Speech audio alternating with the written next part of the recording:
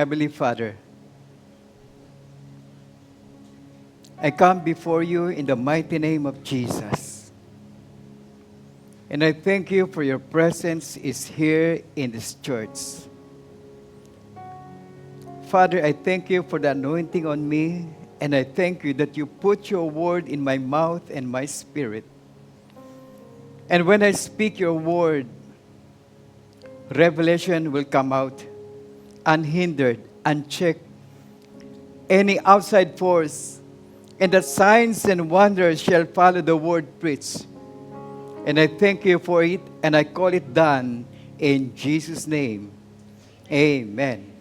Amen. Amen. Praise be to God. Hayaan niyo muna magkwento ako sa inyo na related dito sa topic nito. Ang kwentong ito ay meron sa lalaki na dumaan doon sa kabundukan, napadaan ho siya at nakita niya na isang sisiw na agila ay nahulog mula doon sa taas. At naawa itong lalaking ito at inuwi niya ito sa kanyang tahanan at dahil meron siyang inaalagaan din mga pabo o itik o something na pwede niya mapagkabuhayan. At itong sisiw na agila ay inalagay niya doon sa sisiw ng mga pabo na inalagaan ng inahing pabo. At doon pinalimliman hanggang sa ito ay kasamang lumaki. At nung lumalaki na itong agilang ito, nakasama ng mga pabo, na mga sisiw din, ay kasabay silang lumalaki. At tumating ang mga pagkakataon na hindi na siya sisiw, kundi medyo malaki na. Pero ang ginagawa ho nitong malaking agilang ito ay kasama siya ng mga pabo na tumutuka, umaali-aligid sa farm. At ganun lamang ho ang kanyang sitwasyon. At sa madalit salita, itong agilang ito ay kung kumilos siya ay katulad ng pabo. Medyo iba nga lang, ang pabo ay tuk tuk tuk tuk. Diba? Ganon. Pero ang agila, hindi gano'n ang lumalabas sa kanya kwak, kwak, ganon. Pero ang mga pabo, tuk tuk tuk tuk. Nakakita na ba kayo ng pabo? Yeah. Nung kamakailan ay paborito yan ng mga Amerikano dahil Happy Thanksgiving sa kanila yung nakarang araw. Di ba? Okay, at the same time, nung umiinom itong agilang ito kasama ng mga kapwa niya pabo, ay yung pabo ay natural lang, pag-alagala, pero siya, ganun din gumagala din. Pero nung siya ay uminom doon sa batis, nakita niya, yung pag inom niya doon sa batis, nakita niya doon sa taas, meron lumilipad na agila. Napatingala itong agilang ito at tinignan. At tinignan niya yung sarili niya at tinignan niya yung lumilipad. Parang kahawig ko yun Diba? Parang kahawig ko yun. Tinignan niya uli, dahil yung agila doon sa taas, umaaligid-aligid. Tinignan niya yung sarili niya doon sa batis, nakita niya kanyang sarili, at tinignan niya tingala, halos kamukha niya. At tinignan niya yung kapwa pabo, para sinabi niya, parang hindi ko ito kamukha. Ang kamukha ko, yun nasa taas na lumilipad. And then later on, pinaano niya yung pakpak niya. Ini-spread out niya yung kanyang pakpak at nung ini-spread out niya, pabilis ang pabilis hanggang sa umaangat ang paanong agila na yon. And then later on, nakita niya, parang tinuturuan din niya yung mga pabo na gumanon. Pero ang ginagawa ng pabo, tok, tok, tok, tok, tok, tok, tok, tok, tok, gumaganon. Hindi TikTok, ha? Huwag sabihin TikTok. Tok, tok, tok, gumaganon.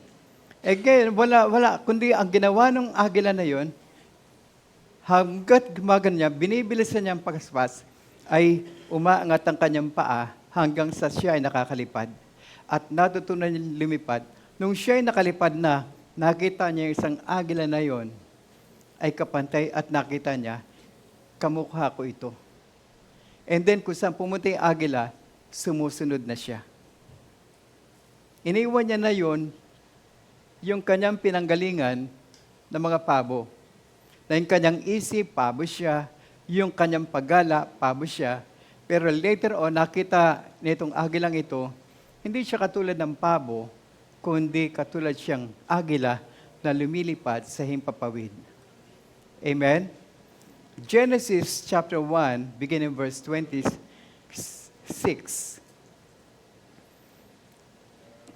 Then God said, "Let us make man in our image according to our likeness, and let them have dominion over the fish of the sea, over the birds of the air, and over the cattle, and over all the earth, and over every creeping thing that creeps on the earth." Verse 27, "And God created man in His own image." Pwede ba natin sabihin, sabay-sabay, God created man in His own image. In the image of God, He created him. Male and female, He created them. In verse 28, it says, "Then God blessed them, and God said to them, be fruitful and multiply." Okay. Hanggang doon lang muna ako. Ito sinabi ng Panginoon, God said, in the beginning, then God said, "Let us make man in our image according to our likeness." Tingnan natin itong verse neto. Nang sa ganon ay maunawaan natin kung saan ba tayo nagmula. Hindi tayo nagmula sa pabo o hindi tayo nagmula sa unggoy. Kundi nagmula tayo doon sa kawangis ng ating Panginoon Diyos. Amen po ba doon? At sinabi dito ng ating Panginoon, let them have dominion. The dominion there is, sa Tagalog, pamamahala. O sa original language nito, let them have the blessing. Let them have the blessing. At itong bagay nito, and what is dominion? Dominion is to govern, to direct, and dispose of at your own pleasure. Ulitin po mali. What is dominion? Dominion is the blessing to govern, to direct, and dispose of at your pleasure. Okay? Amen?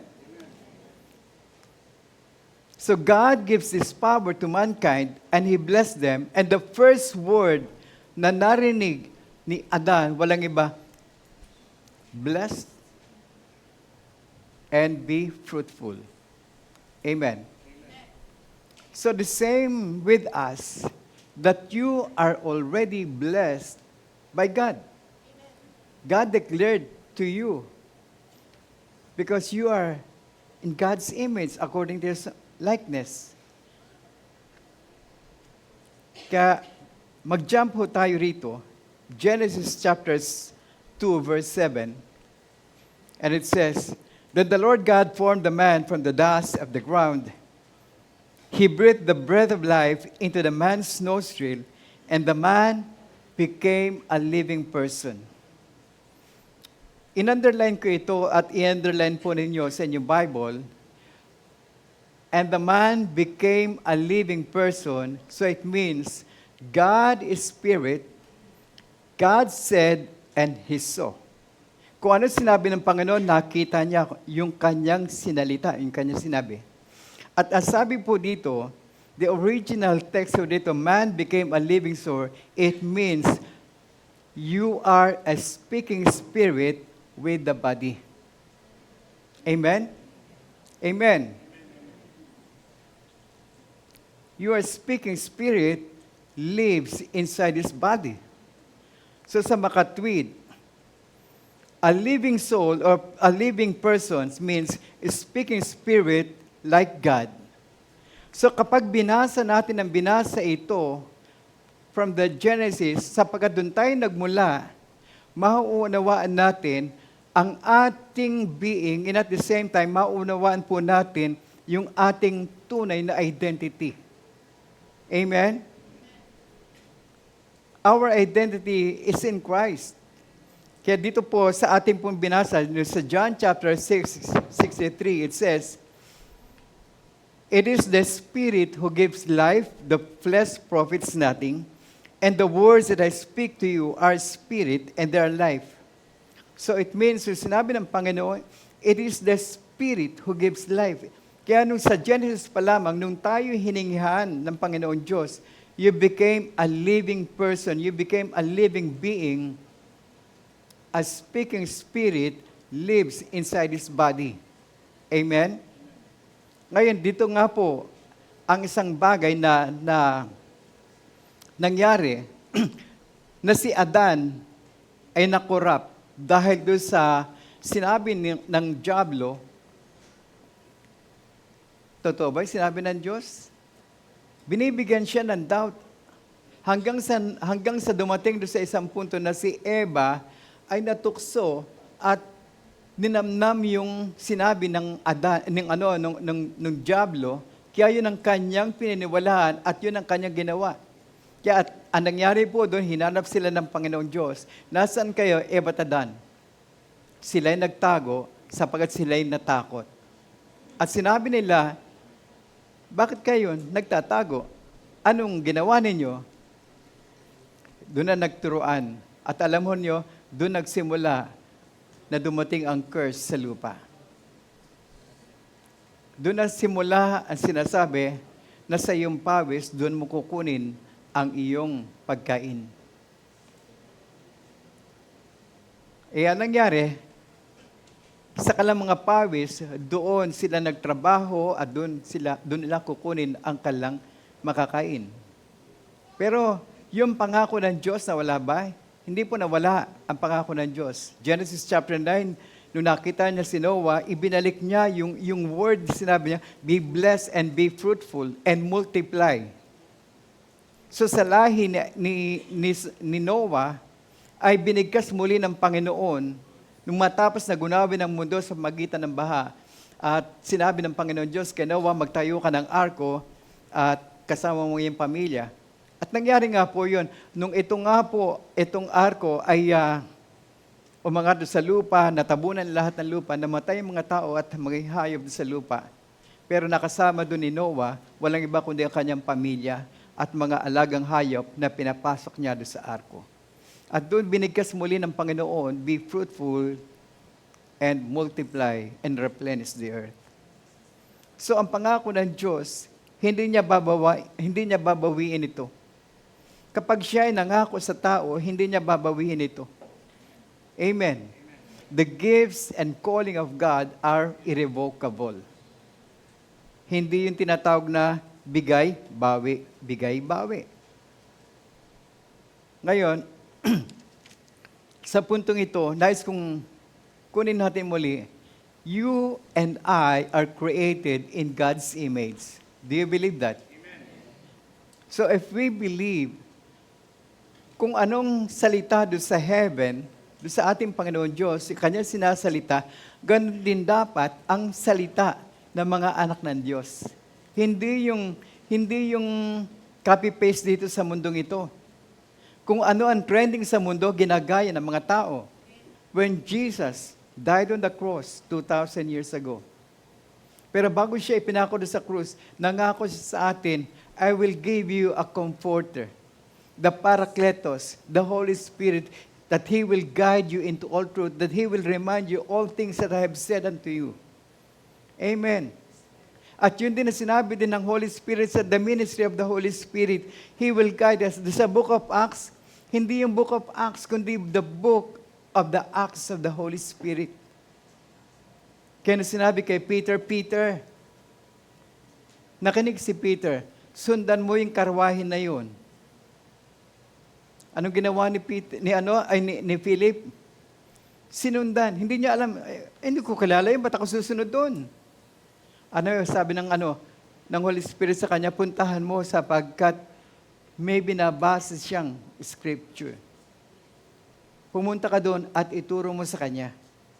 At si Philip naman sumunod. Sige, ay mabilis yung karwahe, mabilis din siyang tumakbo. Kaya sinabi niya, anong binabasa mo? Sabi niya, may binabasa ko rito pero hindi ko maunawaan. Pero nung pinaunawa sa kanya ni Philip, doon niya naunawaan ang scripture. So mahalaga, faith comes by hearing and hearing and hearing with the word of Christ. Amen. Ganun po ang nangyari. Kaya matapos po na i-preach doon, ano po sabi po ng tao na yon?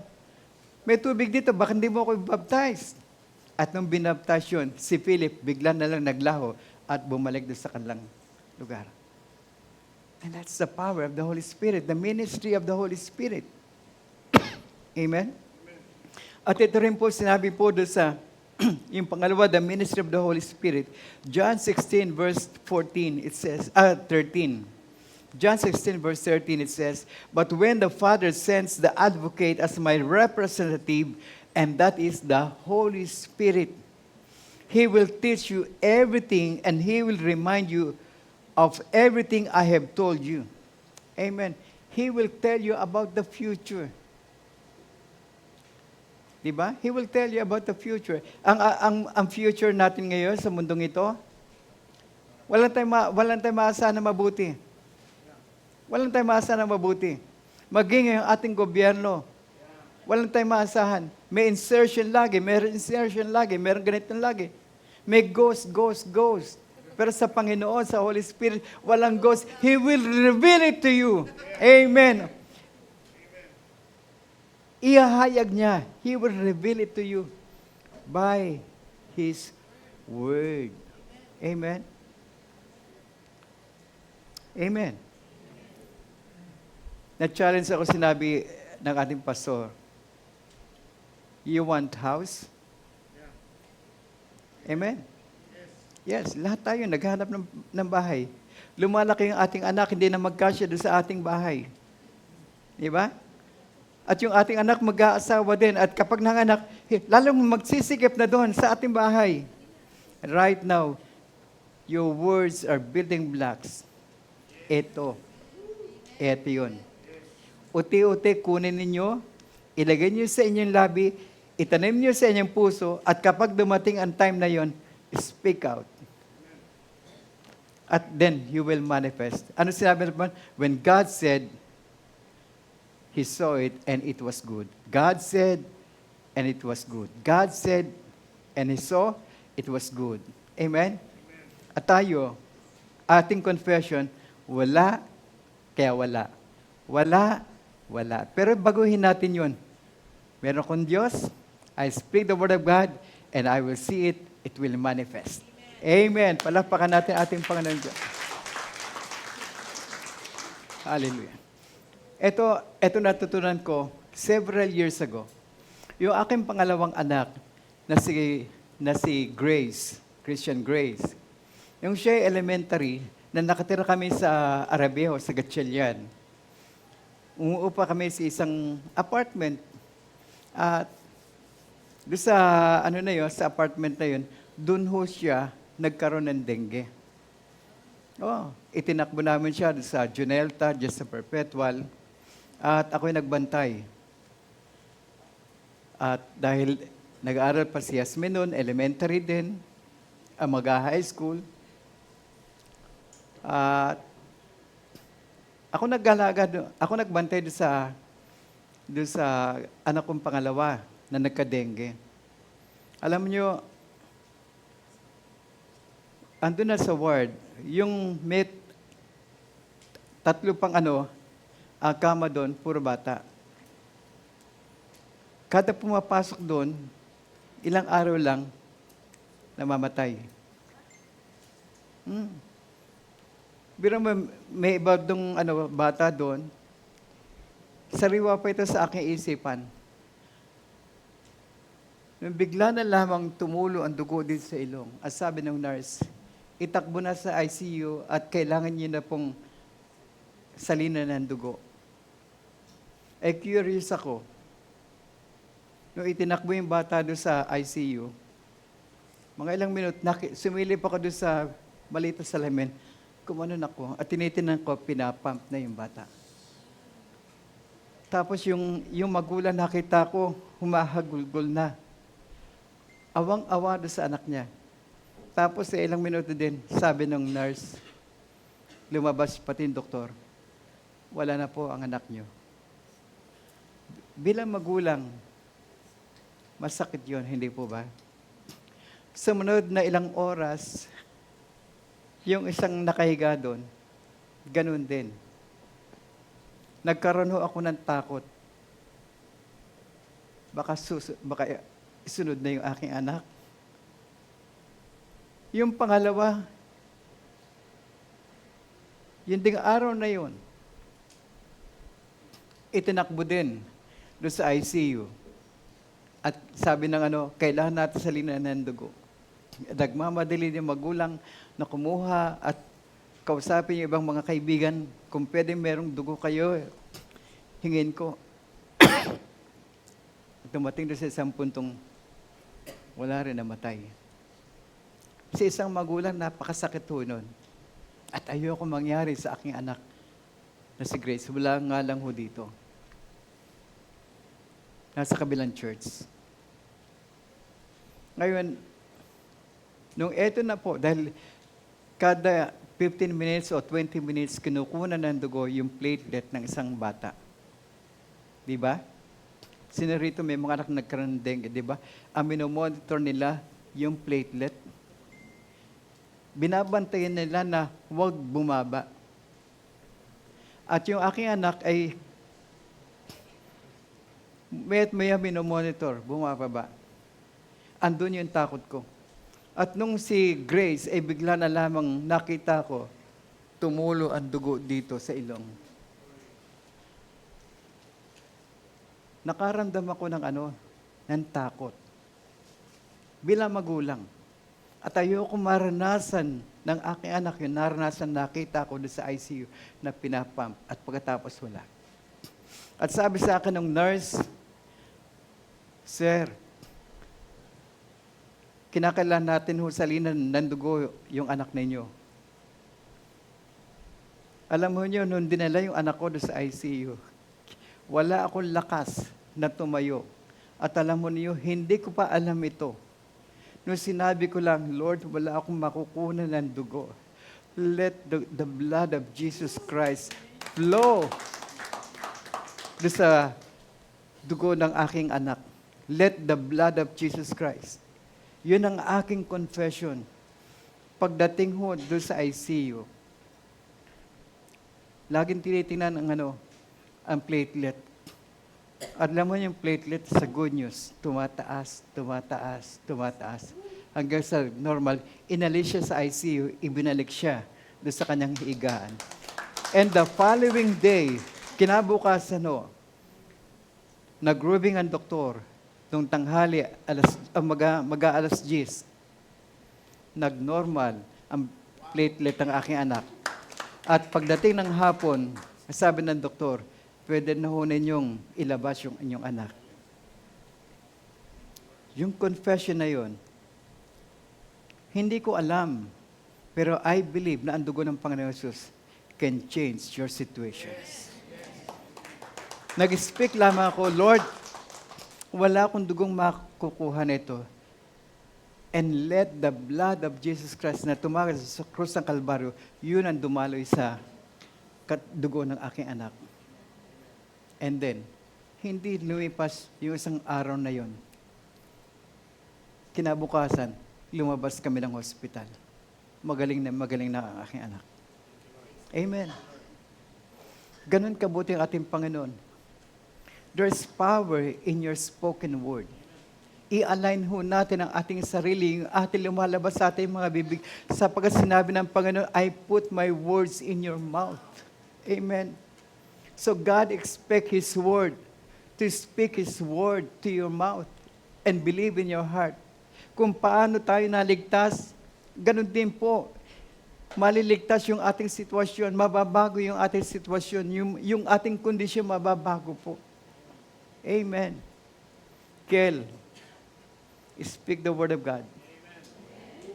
Amen. Be healed in Jesus' name. And then, thirdly, the ministry of every believer. John 20, verse 20. Hanggang 21.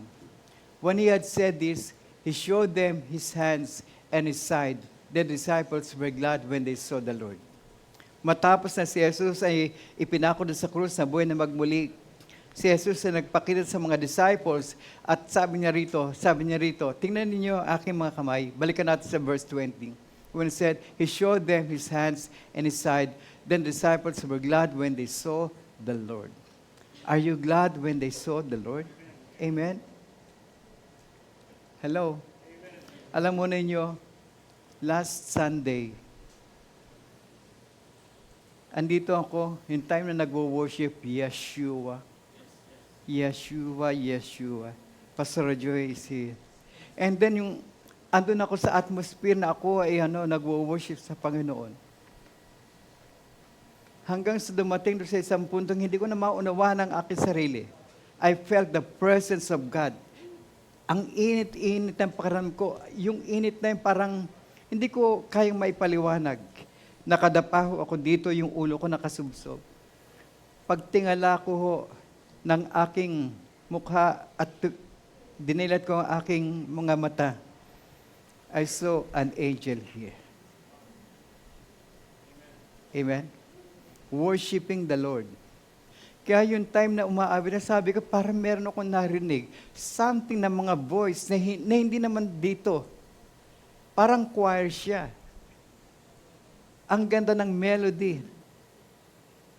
At ito'y napatunayan din ng iba nating mga narito dahil kinuusap ako at yung bata, sinurito yung bata. Nasaan sinurito yung bata? Si Briggs, yung anak ko niyang bata, nasa si Briggs dito, andun sa children's room. Pinatunayan ni Briggs, dahil nagkwento yung bata na yon sa kanyang ama, na nakakita din ho siya ng angel dito. Nagwe-wave pa. Yung time na yon, first time ako nakakita ng angel. At yung angel na yon, ang laki-laki.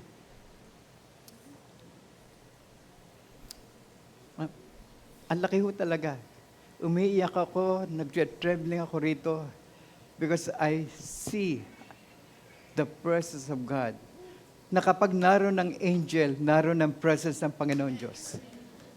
To take heed His word. Babantayan niya yung salita ng Panginoon na pinipreach sa ating pastor. Babantayan niya, kaya si ating pastor ay nag-release ng word, inaantay ng angel. Yung word na marinig sa puso mo, sa buhay mo. Amen. Oh, praise be to God. Whew. Amen. Out your belly shall flow rivers of living water. As the scripture has said, out of your belly shall flow rivers of living water. Amen. In verse 21, sabi po dito, and Jesus said to them again, peace to you, as the Father has sent me, I also sent you. Do you accept the challenge? Amen. Amen. Accept the challenge. He has sent you to preach the gospel. He has sent you to bring good news. He has sent you. Ibalita mo ito sa iyong kaibigan, sa kaklase, sa kaopisina, kapitbahay. Ibalita mong good news sapagat sinasamahan ka ng Panginoon Diyos. Dahil sinabi ni Jesus, kung paano ko sinugo ng aking Ama, isinusugo ko rin kayo. Amen. Hindi mo problemahin kung ano sasabihin mo.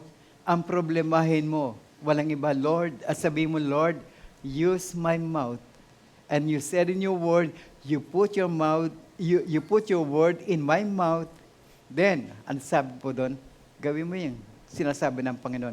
Sapagkat sabi po ng Holy Spirit, sa huling panahon nito, huwag kang matakot sa iba, sapagkat ako ang magtuturo kung anong sasabihin mo. Amen.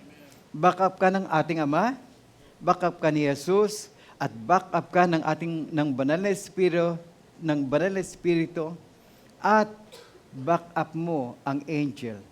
Number 4, angels, the ministry of angel. And the angel plays an important part in our lives, especially in these last days. Amen? 2 Timothy chapter 3, verse 1 and 2. Wala nga po dito sa notes nito. Pakibasa po. 2 Timothy chapter 3, verse 1 and 2.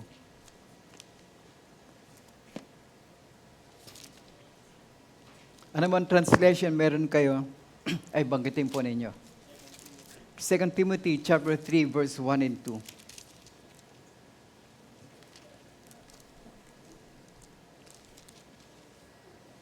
Ang sabi po dito, verse 1, but know this, that in the last days, perilous times or difficult times will come, for men will be lovers of themselves, lovers of money, boasters, proud, blasphemers, disobedient to parents, unthankful, and unholy, unloving, unforgiving, slanderers, without self-control, brutal, despisers of good, traitors, headstrong, haughty, lovers of pleasure rather than lovers of God. So in these last days, perilous times will come. But the angel will protect you, will deliver you. Amen? Hebrews chapter 1, verse 13. And God never said to any of angels, this is a New Living Translation, and God never said to any angel, sit in the place of honor at my right hand until I humble your enemies, making them as footstool under your feet. Therefore, angels are only servants spirit sent to take care for people who will inherit salvation. Amen? So angels are spirit beings who assist God specially for you. Amen. Siya mag-a-assist sa iyo. At ano pong gagawin ng angels na ito? They are ministering spirits. Babantayan niya ang iyong sasabihin. Kung anong iyong sasabihin, according to His word, He will hearken, He will heed the voice of God, at tayo po ay ano lang ho dito, speaker o mouthpiece ng ating Panginoon. And once you release His word by believing and confessing, the angels will deliver it to you. He will protect you. Amen. Kaya yung ating and He will protect you. Sa ating confession, doon sa last, amen, doon sa Psalms 91. Kaya kapatid, napakahalaga po. There's power in spoken word. Amen. Kunti na lang po. Oh, wow. 11:45 na. Hebrews chapter 2, verse 1. Therefore, we must pay much closer attention, give the more earnest heed to the things, to what we have heard, lest we drift away from it. Therefore, we must pay much closer attention. This is the English Standard Version. Pay much closer attention. What we have heard, because angels are ministering spirits sent forth to minister to us. So this end time, itong last days neto, angels are necessary, waiting to dispatch at your command. At your command. Amen. So, for if the word spoken through angels proves steadfast, and every transgression, disobedience receive a just reward, how shall we escape if we neglect so great salvation? Kung ating salvation po, by mouth and by believing, kaya tayo naligtas. Hindi lamang po yung kaligtasan na ino-offer ng Panginoon, kundi ino-offer din niya yung future plan mo, yung business mo. Amen? Yung bagay na ilalagay sa ng ating Panginoon. Because sabi po ng Biblia, in Deuteronomy 8:18, ang sabi po doon, remember the Lord your God, for it is He who gives you power or dominion. Gives you power or idea or skills to get wealth. Amen? So, ito pong, alam mo nyo, ang word napakayaman eh. Hindi lamang yung word na yun, hindi lamang yung logo ang marinig mo, ang tanggapin mo. Yung logo dito ay dapat maging rema sa buhay natin. Amen. Maging rema, ibig sabihin, a living word. So, angels. So, we shouldn't let this vital information na mawala sa ating kaisipan. Angels are there to minister to you. Amen? Alam mo niyo, nangyari sa Matthew 26, nung si Jesus ay ipapako na, ang sabi po dito, hindi ba nyo, do you think, sabi, ito, Matthew 26 verse 53, or do you think that I cannot now pray to my Father, and He will provide me more than 12 legions of angels? Legions of angels? Amen. Ready to dispatch. Pero sabi din ng Panginoon, hindi ko kailangan ng angel. Gusto ko mangyari kung ano yung plano ng Diyos sa aking buhay. Either na ito ipako ako sa krus, not my will, but His will. Pwede siyang tulungan ng anghel na iligtas sa krus, pero hindi yun ang will ng Panginoon eh. Ang will ng Panginoon, i-offer ang kanyang anak para sa kasalanan ng sanlibutan. Angels provides a hedge of protection. Job chapter 1 verse 9.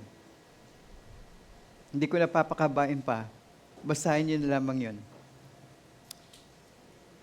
Angels provides heads of protection. Angels are deliverer. Angels are reaper. Why? Because what you sow in the kingdom of God, the angels is going to harvest your soul. Amen? I believe on that. Yung itinanim ko sa kingdom ng Panginoon, at yung itinanim ko, at pinangalanan ko yung seed na itinanim ko, I believe when the time is ripe, the angels will reap the harvest at dadalhin niya sa buhay mo. Amen. I believe on that. Naniniwala ako dun. Angels are reapers and angels are protector and deliverer. Sapagkat yun ang sinabi ng Panginoon, deliver my son. Gagawin niya yun. Protect my son. Gagawin niya yun. Alam mo yun si Josaphat, yung time na nakita niya, gigiray sila lahat. Andun yung takot. Pero ang sabi ng Panginoon, this is not your battle. Amen. The battle is not yours, but God's. Ano dapat niyang gawin? Mag-worship kayo. At pag mag-worship kayo, then umuwi kayo, matulog, at kinabukasan, yung kaaway niyo nakalatag na. Why? Because of one angel. Because of one angel. Kayang puksain yung kalaban mo. Shh! Tumba agad. Pagising mo, nasaan na? Wala na. Tumba na.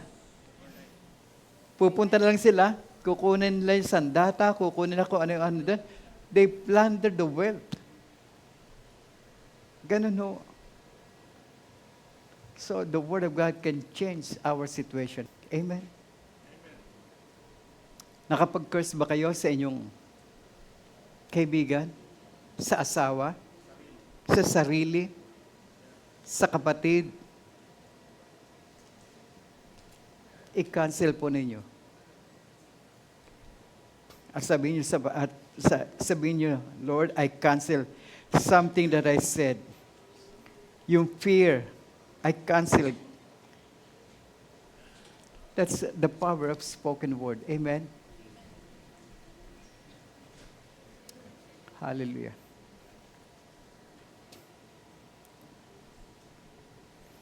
Father, in the mighty name of Jesus, I cancel every negative words that I've spoken against your will. Things that are against your will and things that are against my future and my life. And in the lives of others. Mga bagay na sinalita na hindi maganda. Sinalita na nagbigay ng curse sa kapwa. Takot na nagbigay sa aming mga sarili. Mga bagay na nasalita na hindi nagmumula sa iyong salita. Lord, forgive us. And I cancel this, O Lord God. And I ask to clean our heart. And I ask you to treat us, it never happened. So I ask the Lord, that spoken word about those things are spoken, Lord. We cancel it, Lord God, in the mighty name of Jesus. So, Lord, I pray and I ask, yung aming mga binitawang hindi maganda, pinapatawad po namin ang aming sarili at yung aming mga kapwa. In the mighty name of Jesus. I ask the ministering angels to help me and to put them, bring them my words or bring them our confession, Lord God. Forgive us.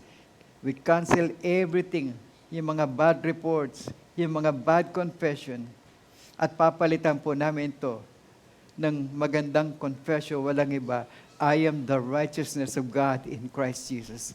I am rich and I am blessed and that cannot be changed.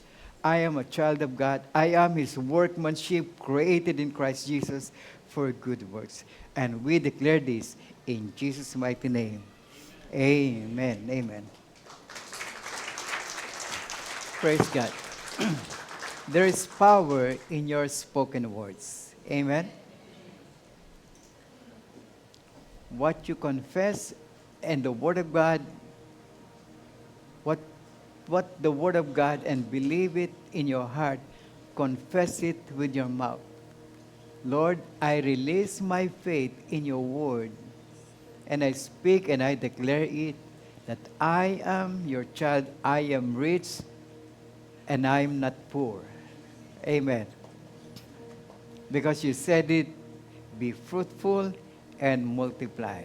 In Jesus' name, amen.